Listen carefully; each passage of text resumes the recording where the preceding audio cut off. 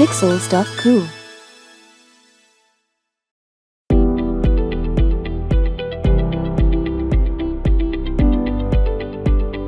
Welcome to you. In this second explainer in the series Beginning 3D Modeling with uModeler, we'll add the uModeler asset to our Unity account.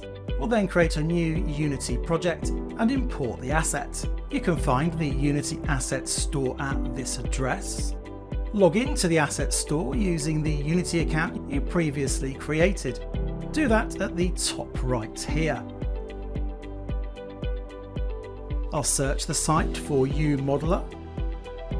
I've already purchased the asset, which is why the button shows open in Unity. You'll need to select Add to Cart, then go through the checkout process to add it to your account. Let's get started. Open the Unity Hub, select the Projects tab and click on New Project. As you can see, Unity includes various built-in project templates to start from. I'll select 3D URP. URP is short for Universal Render Pipeline and is suitable for most Unity 3D projects. And select to download this template. Give the project a sensible name. I'll call it uModeler Demo 1 just for the purposes of this explainer, and click Create Project. Unity creates the project from scratch and installs key components automatically. This can take a few minutes. Welcome to the Unity editor. To use the uModeler asset, we need to import it into our new project. Go to Window, Package Manager. Here I can see packages automatically installed when I created the project.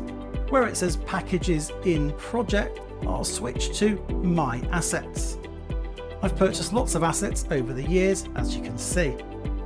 Locate uModeler on the list and click to download it.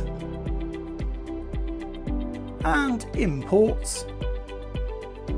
Check everything is selected, which should be the default, and import into the project. This may take a couple of minutes.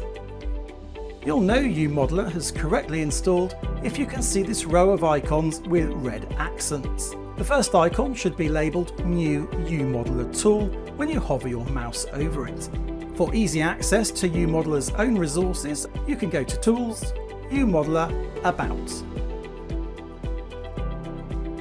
In the next explainer, we'll overview the uModeler interface and add a 3D object to a scene.